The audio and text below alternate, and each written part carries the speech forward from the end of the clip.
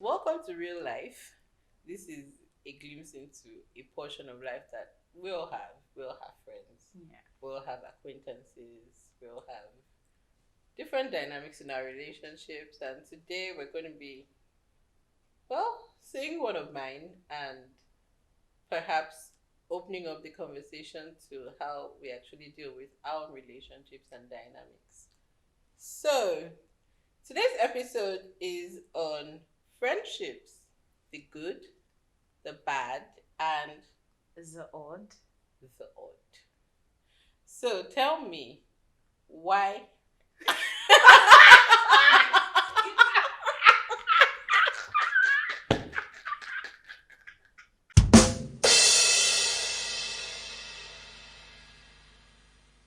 So tell us about yourself and why you're my friend. Oh man.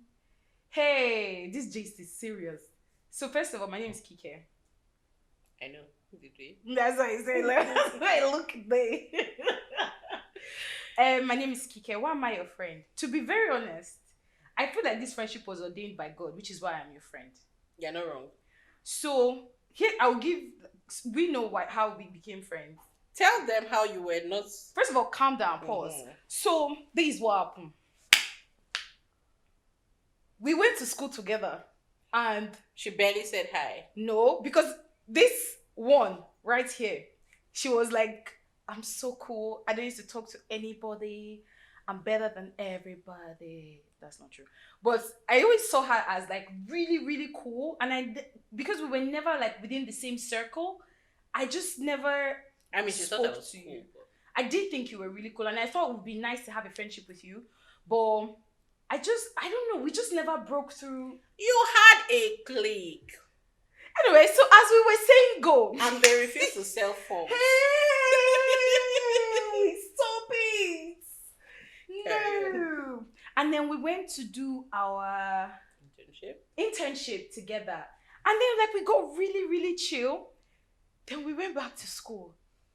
And we she was didn't like, talk. you can't sit with us. That's a lie. Why didn't you come back? Why didn't you say hello I to said me? hello to you so many times. You did? Yes, that's what I said. I don't even remember again. So I let's do. just say I was poorly behaved. So Agreed. So like we didn't like I for some reason I had it in my head that we'll go back to school and we'll have this like really, good friendship or something, but I don't really know what happened. Don't say anything. But things just happened as they did. And then in 2017, I had come back from a retreat with my sister and I went to church. It was in April, I can't forget it. 2018, 2017, there was a Hallelujah challenge and I put you in the group. I said I'll remind people. Yes. She first of all put me in the group for Hallelujah challenge. I thought it was very weird because like I was like, oh, like we haven't actually been in touch, but I found it so helpful because it made me wake up. Or it was a good reminder. And there was a day I missed, and then you really gave like recap on the group and like voice note recap, very healthy ones. I was like, I love this. Is this woman touched by the Lord? Because I didn't really know it like that. I didn't really know her like that before. Because I didn't really know you, to be fair. And God had not touched me. So I think it was 2018, right? Yeah. That, and for some reason, I was sitting in church. My pastor's wife was the one preaching, and I turned around and I felt like I could sense Nifesimi in the room. And I was like, wait, what's going on? And I was very certain that it was you. So I started looking back. Obviously, like if people sitting beside me would be like, what's this one looking for? Because it was a bit distracting for them. But I kept looking for you in the room. And then I messaged you. I think I was like, oh, are you in my church? And you're like, what church? I was like, oh, the throne room. Are you at Hilton? And you're like, oh, I'm not even in Abuja. I was like, oh, okay. It was one of the strangest feelings I had ever got. I had never really felt like that before. And I think to this day, that is the only time I have ever felt like that. And I think that kind of like kickstarted our relationship. But I will always say like, I always thought you were such a cool person and it would be so good to like be friends with you. But for some reason, I guess I just never made the effort to actually be friends with you, and I just kind of settled in like, oh, the idea of this person is really, really, really cool, and didn't like make the effort to try to get to know the person. So I really enjoy how you've described this because I think that for me, you've touched on like the critical factors that kind of establish relationships. Yeah. Sometimes that, made by choice, and the commitment kind of wins depending on what's going on, in our environment, in the environment of our lives. Yeah. I also, definitely say that this is God, because we're about to talk about some of the discomfort we've experienced, and the Yeah. fact that, going through that has been God helping us. Yeah. And the also other critical factor, which was perception, right? You had a perception of this person, Yeah. but you didn't really make a move. I would also say that, part of the reasons why I didn't make more of an effort in school was because I felt like I had tried, and maybe I was getting a message that it wasn't time for. And so I just kind of held on. And so it was kind of easy for me in 2017, when I felt like the time for something was right. And like you described, it was useful for you. Yeah. And so in 2018 as well, I was also going through another process that was kind of, a beckoning to my spirit to come to Abuja in 2018. And you were literally like the, what's the word now? The catalyst for that, like that was the external confirmation I got to sort of come on a one-way ticket, and here we are. So I do want to ask fed you, me though, jollof rice that became a night video and kept me till the next day. I mean, he didn't refuse. So I do want to ask you, how have you managed by yourself the discomforts that you experienced in our relationship? Like our personal relationship, or just generally? Our relationship. I will say that I think my friendship with you has been one of my most intentional friendships, because I I I've had it very easy with my friendships. I've been lucky. So I've had it very easy with my friendships. But I think, I don't know why, but in my friendship with you, I knew that I needed to take care. I'm a very do you get? Yeah. My sister calls me Coke. She's like, I'm Coke. I can enter a place and just shake up the place. The Coke will pour everywhere and I'm out. Like, but I in my friendship with you, I had to sit and think.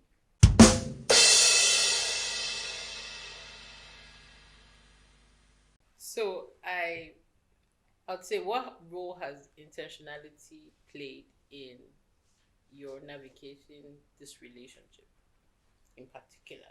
I'd say it has played a very big role. I remember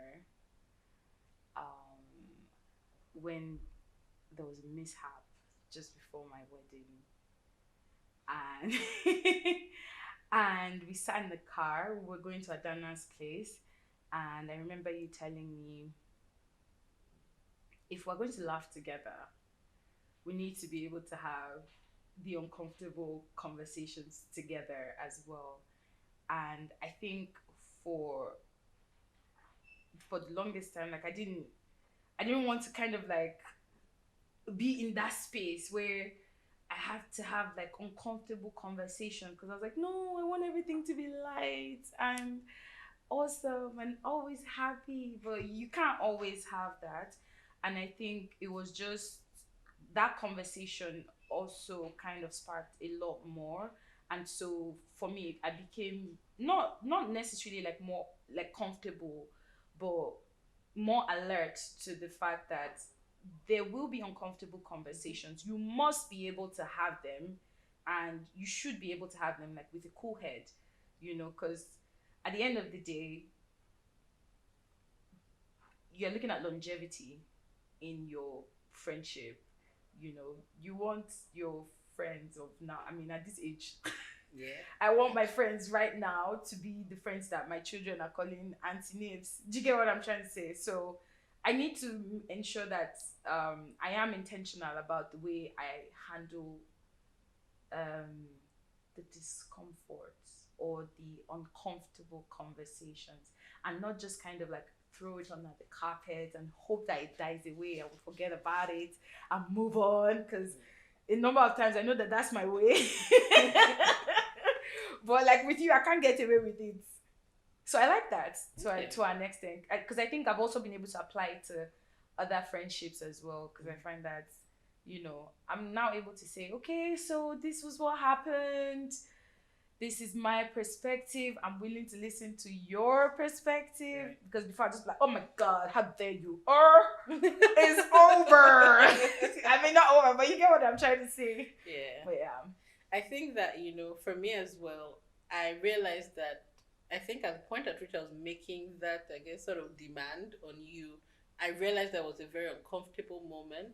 But I also realized that many of my relationships, friendships in particular, had kind of been short lived because we didn't have the difficult conversations, or we did at the wrong time, which meant that Yeah. some emotions were not genuine, we're not able to truly articulate what we're feeling, Or had gone on for too long. and we're not kind enough to one another to be able to take it and still love one another and hold on. And so I really, really appreciate that about our relationship. I like the fact that we continue to evolve and do better. I think that one of my favorite things about our relationship is also the fact that we get to apply the things we learn in resolving things Yeah. to other areas of life, not just our other relationships with people, but Yeah. in other areas of life. Yeah, definitely. Definitely. Hey. Whatever that was.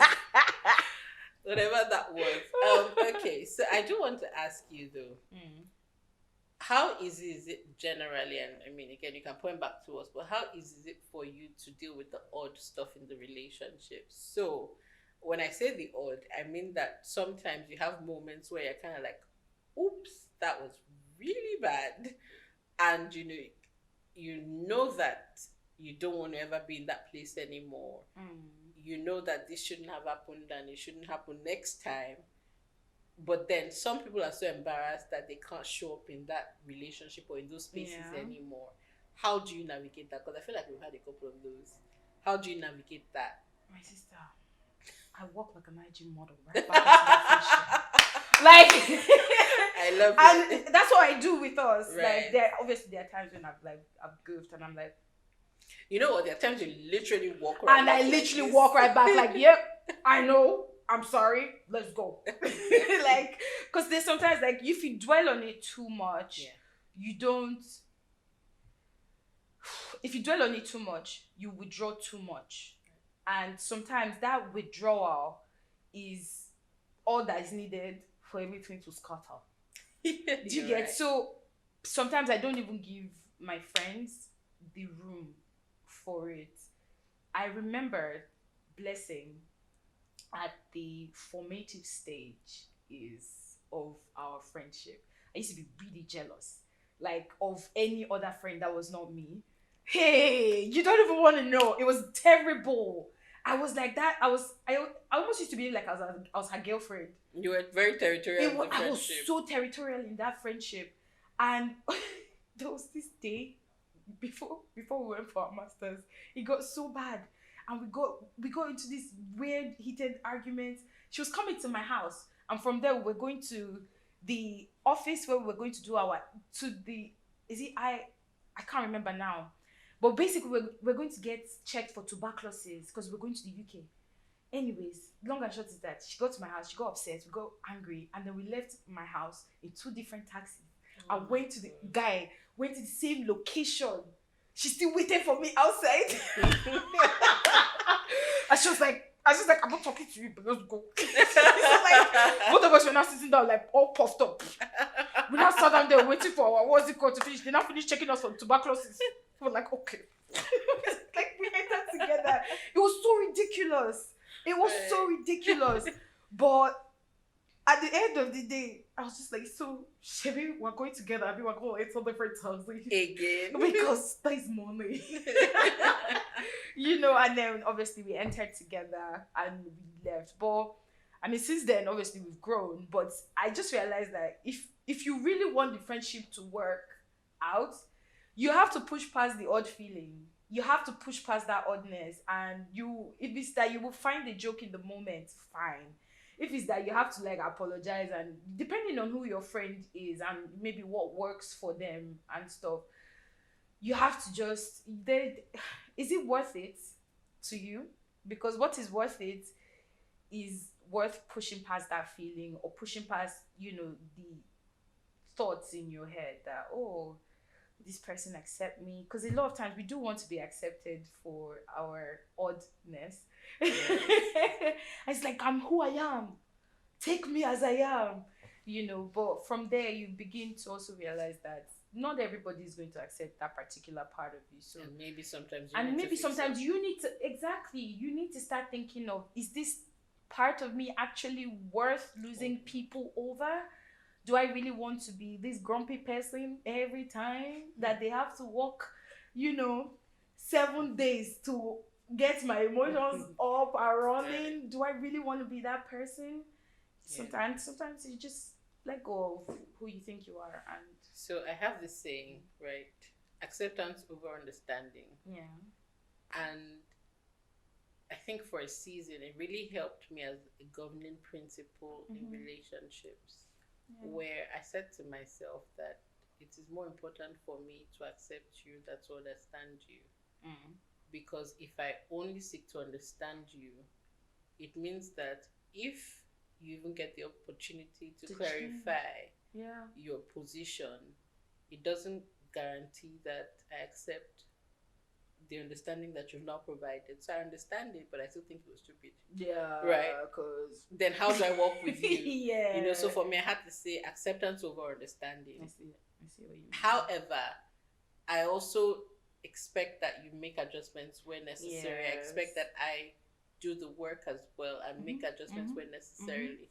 But I feel like it's critical for us to find acceptance as a core value, because if you don't accept people, then you're going to keep expecting from them what they can't always be.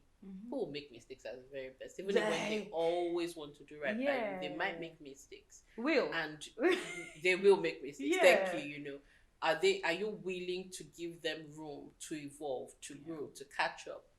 Which brings me to the final question I want to ask you on this, which is, how has that then affected you as a person in terms of acceptance? So I've seen how you've accommodated me, how you've accepted things, how you've challenged me to be better and evolve. I've seen how you've applied that in some of your other relationships and situations.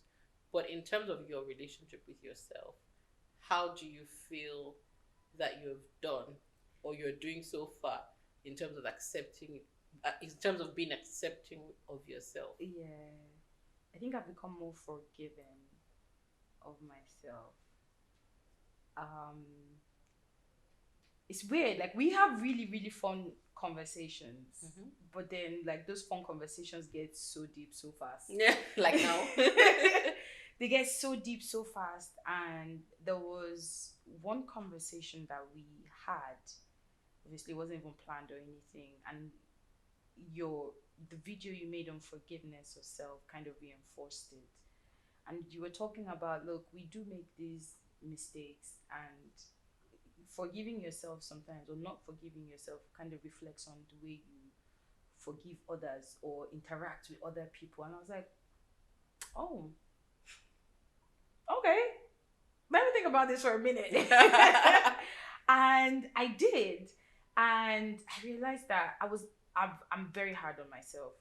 I am very, very hard on myself. So like, a number of times, like, I'll come out, and if anybody says anything to me, I'm just like, yeah, doesn't, like, I've already said like 10 times to myself, like, I know, so I think it made me more patient, first off, with myself, accepting that, see, you make mistakes. Right. You are literally not a perfect being. If you were, you'd be living somewhere in heaven. You are not a perfect being, and you will make mistakes, but you cannot not forgive yourself for, like, regardless of the mistake that you make, and yeah, it's just helped me to always, and so now I always try to say, okay, what is the context behind everything? Right. Like, look at everything. What pushed you to do this? And I think also understanding myself better, I'll say that's something that has kind of helped me to understand myself better, be more patient with myself, and actually forgive myself for all the nonsense that I do. Because I do a lot of nonsense. Don't we all? My guy. I was thinking the other day, like, there's this day that my husband, like, he was just sleeping peacefully. It's like, I'm awake, this guy is sleeping. No. It's like, why? Like, I'm sorry. You're gonna wake up. And now I realize that why, you know. But yeah, it's just I've actually learned to accept myself. Accept that I will go wrong, but then also I do right as well. Exactly. Do you get? So keep that healthy balance. I'm becoming a lot more self aware than I was before. That's what I would say. Recap it up. Awesome. This makes me really happy. Girl, Remember, stop. we had a conversation one day and we're talking about, we made an informal pact, I guess, to celebrate our mistakes. Yes. Like to get comfortable with our mistakes and own them. So yay, yay us. Yes. I want to thank you actually because for me, and I'm saying this spontaneously, but we deprive ourselves the joy of being ourselves in relationships with people, and we deprive ourselves the joy of being ourselves in the sanctity of our aloneness. And I really hope that everyone who gets to see this gets to connect with themselves in a different way and enjoy the joy of being you, the joy of being you. And the thing that interferes with that is when you're not able to accept yourself or forgive yourself quickly enough or easily, and it affects your other relationships. So even when you're trying to be okay with yourself, you remember, I've not forgiven that person, and then it becomes sort of like an ongoing matter. But for me, it's very important. It's a really big deal that you're enjoying you and you enjoy your relationships. And I enjoy my relationship with you actually, because the joy of knowing you it's a real life privilege. It's an honor. So thank you. Thank you so much for thank you so much for sharing. And I promise to laugh or tell you when I don't laugh at your memes in my DMs. Let's not talk about that. Fine, let's But you must show me which one you did laugh at. Eventually. And also I want to know who in that the person future. is. No. I want to know the person that has your 100% laughter. My lips are sealed. I can't believe you are still so it. But yes, thank you guys so much for sitting with us today. I hope you learned a thing or two. I leave you with this. Be committed to enjoy yourself. Enjoy the joy of being alive. Enjoy the person that you are. And then try and enjoy the relationships that you're blessed with. Do the work that's required. It's worth it. Until next